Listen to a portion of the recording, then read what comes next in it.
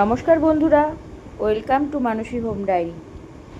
আমি আপনাদের জন্য দেখুন আজকে নিয়ে চলে এসেছি একটি সুন্দর রেসিপি, খাসির মাংসের আলু দিয়ে লাল ঝোল। তো এই রেসিপিটি করার জন্য আমি বাজার থেকে খাসির মাংস নিয়ে চলে এসেছি। দেখো, খাসির মাংসের পিসগুলো কিন্তু আমি একটু ছোট্ট করে কাটিয়ে নিয়েছি, কারণ খাসির মাংসটা আমি প্রেসার কুকারে দেব না, এটা আমি কড়াইয়ে রান্না করব। সেই জন্য ছোট ছোট করে টুকরো করে নিয়েছি, ভালো করে ধুয়ে পরিষ্কার করে নিয়েছি। এবার এই মাংসটাকে আমি টক দই মাখিয়ে নেব। তার জন্য এখানে দেখো টক দই নিয়ে নিয়েছি। এবার টক দই দিয়ে মাংসটাকে খুব সুন্দর হাত দিয়ে বেশ কিছুক্ষণ ধরে মাখিয়ে নেব, যাতে মাংসর ভেতরে একদম টক দইটা ভালোভাবে মাংসর সঙ্গে মিশে যায়। বেশ কিছুক্ষণ মাখিয়ে রাখার পর এটিকে আমি 1 ঘন্টা মতন রেখে দেবো ম্যারিনেট করার জন্য। এবার দেখো, গ্যাসে কড়াই বসিয়ে নিয়েছি আর আলু কেটে নিয়েছি। আলুগুলো একটু বড় পিস করেই কেটেছি, কারণ খাসির মাংসের আলু একটু বড়ই ভালো লাগে। এবার কড়াইয়ে তেল দিয়ে দিয়েছি। কড়াইয়ে তেল গরম হয়ে আসলে এর ভেতরে দিয়ে দিচ্ছি কেটে রাখা আলুগুলো। দেখো, আলুগুলো দিয়ে দিয়েছি। এবার আলুর ভেতরে আমি সামান্য হলুদ দিয়ে দিয়েছি কালারের জন্য। খাসির মাংসের লাল ঝোল আর আলু একটু কালারফুল না হলে ঠিক মানানসই হয় না, সেজন্য আমি আলুটা একটু কালারফুল করে ভেজে নিলাম। অন্যদিকে দেখো, মশলার জন্য আমি নিয়ে নিয়েছি কাঁচা লঙ্কা, রসুন আর এই যে আদাগুলো ছোটো ছোটো টুকরো করে কেটে নিয়েছি। এগুলো আমি সমস্তটাই মিক্সির ভেতরে দিয়ে পেস্ট করে নেব। এবার গ্যাসে আমি আরেকটি কড়াই বসিয়ে নিয়েছি। কড়াই গরম হয়ে আসলে কড়াইয়ে আমি সর্ষের তেল দিয়ে দিচ্ছি পরিমাণ মতন, কারণ আমি রান্নাটা সর্ষের তেলেই করছি। তো এদিকে দেখো, আমি পেঁয়াজ কেটে নিয়েছি পাতলা পাতলা করে, বেশ খানিকটা পেঁয়াজ কেটে নিয়েছি। এবার পেঁয়াজটা কেটে নিয়েছি। এদিকে দেখো, তেলটাও আমার গরম হয়ে এসেছে। তেল গরম হয়ে আসলে এর ভেতরে আমি দিয়ে দিচ্ছি ফোড়নে এলাচ, দারচিনি, শুকনো লঙ্কা আর 2টো তেজপাতা। এগুলো একটু নেড়ে চেড়ে নিয়ে যখন দেখব ফোড়নটা মোটামুটি ভাজা হয়ে এসেছে, এর ভেতরে দিয়ে দেব কেটে রাখা পেঁয়াজটা দিয়ে বেশ কিছুক্ষণ একটু নাড়াচাড়া করব। নাড়াচাড়া করতে করতে মোটামুটি মিনিট 2 নাড়াচাড়া করলেই হবে। নাড়তে নাড়তে দেখব যখন পেঁয়াজের কালারটা একটু চেঞ্জ হয়ে এসেছে, হালকা বাদামি রঙের হয়ে এসেছে, তখন আমি এর ভেতরে দিয়ে দেব বেটে রাখা রসুনটা আমি একটু আগে দিচ্ছি, কারণ রসুনের কাঁচা গন্ধটা চলে যাবে, সেই জন্য রসুনটা দিয়ে খানিকক্ষণ একটু নেড়ে নেব। বেশ কিছুক্ষণ একটু মিশিয়ে নেওয়ার পর দেখো ভাজা ভাজা হয়ে এসেছে মোটামুটি। এবার এর ভেতরে আমি দিয়ে দেব একটা টমেটো কেটে রেখেছি, সেই কাটা টমেটোটা দিয়েও আবার খানিকক্ষণ আমাকে একটু নাড়তে হবে। একটু ভালো করে মিশিয়ে নিয়ে একটু অপেক্ষা করব টমেটোটা একটু নরম হয়ে আসা পর্যন্ত। টমেটোটা যতক্ষণ না একটু নরম হয়ে আসছে ততক্ষণ আমি এটাকে মিশিয়ে যাব।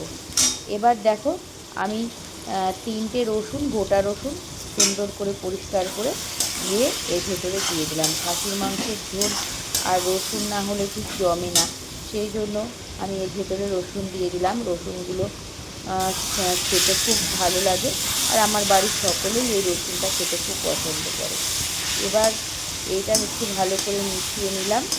মিশিয়ে নিয়ে এর ভেতরে আমি দিয়ে দেব বেটে রাখা আদা আর লঙ্কার পেস্ট। আমি এখানে আদা আর লঙ্কাটা একসঙ্গে পেস্ট করে নিয়েছি, আলাদাভাবে করিনি।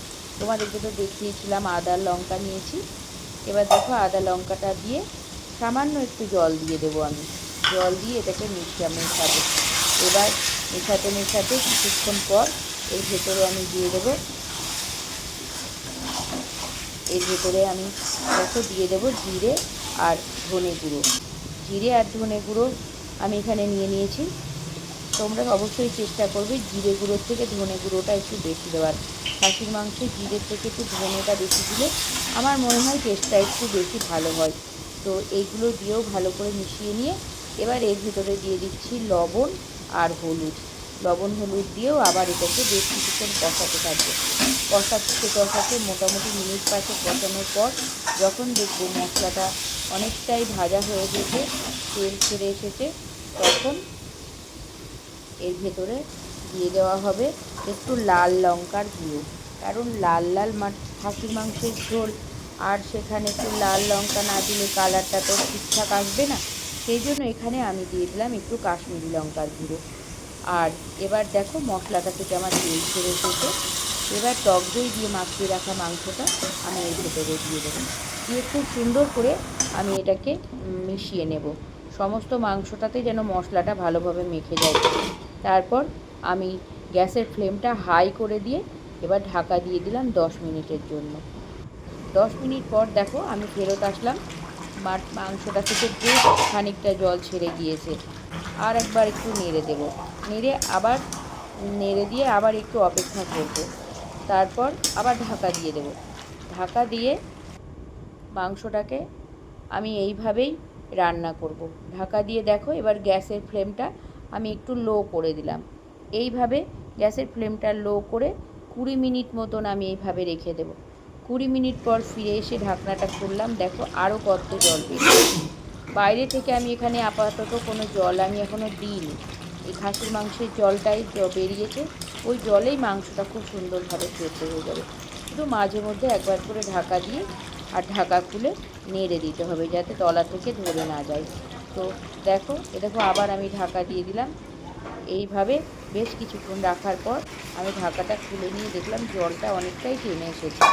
এবার ভেজে রাখা আলুগুলো ওর ভেতরে দিয়ে দিলাম। ভেজে রাখা আলুটা দিয়ে আবার একটু সুন্দর করে মিশিয়ে নেব। এবার কিন্তু আমি আর ঢাকা দেবো না, তার কারণ জলটা অনেকটাই টেনে এসেছে আর মাংসটাও প্রায় 80% সেদ্ধ হয়ে গিয়েছে। দেখো এবার একটু গ্যাসের ফ্লেমটা বাড়িয়ে দিয়ে এটাকে আমি কষাচ্ছি, মাঝে মধ্যে একটু করে নেড়ে দিচ্ছি। ঝোলটা দেখো অনেকটাই শুকিয়ে গিয়েছে। এইভাবে কষাতে কষাতে যখন দেখবো মাংস থেকে তেল ছেড়ে এসেছে, তখন যতক্ষণ না মাংস থেকে তেল ছাড়ছে ততক্ষণ আমাকে এইভাবেই কষিয়ে যেতে হবে। দেখো কত সুন্দর কালারটা এসেছে, দেখতেও কত সুন্দর লাগছে। মোটামুটি মাংস রান্না আমার হয়ে এসেছে। এবার গরম জল করে রেখেছিলাম, সেই গরম জলটা ঢেলে দিলাম। তোমরা যেরকম ঝোল খাবে সেই মতো জল দেবে। তো আমি আমার প্রয়োজন মতো এখানে জল দিয়ে দিলাম। জল দিয়ে আবার একটু ঢাকা দিয়ে দেবো। এভাবে ঢাকা দিয়ে আবার 5 মিনিট মতো রেখে দেবো। 5 মিনিট পর দেখো আমি ঢাকাটা খুললাম, কত সুন্দর ঝোলটা আমার ফুটে উঠেছে আর কালারটাও অসাধারণ এসেছে, একদম নামের সঙ্গে সার্থক হয়েছে। কালারটা দেখো একদম লাল টুকটুক করছে। এবার এর ভেতরে দিয়ে দিলাম আমি গরম মশলা আর ড্রাই রোস্ট করে রাখা কাসুরি মেথি। তারপরে আবার একটু মাংসটা নেড়ে দেব। ব্যাস, আমার রান্নাটা কমপ্লিট। তোমাদের যদি ভালো লাগে আমার রেসিপিটা তাহলে একবার করে দেখবে, এ স্বাদ একদম মুখে লেগে থাকার মতন। আর মাংসটাও খুব সুন্দর সেদ্ধ হয়। তোমাদের এখানে প্রেশার কুকারের কোনো প্রয়োজন নেই। মাংসটা যেহেতু বারবার ঢাকা দিয়ে দিয়ে অনেকক্ষণ ধরে রান্না করা হয়েছে, সেই জন্য মাংসটা খুব সুন্দরভাবে সেদ্ধ হয়ে গিয়েছে। তো আমার এই রেসিপিটা তোমাদের যদি ভালো লাগে তাহলে আমাকে কমেন্ট করে জানাবে তোমাদের কেমন লাগলো। আর আমার রেসিপিটি ভালো লাগলে লাইক করবে, কমেন্ট করবে আর শেয়ার করবে আর সাবস্ক্রাইব করে অবশ্যই আমার পাশে থাকবে। নমস্কার।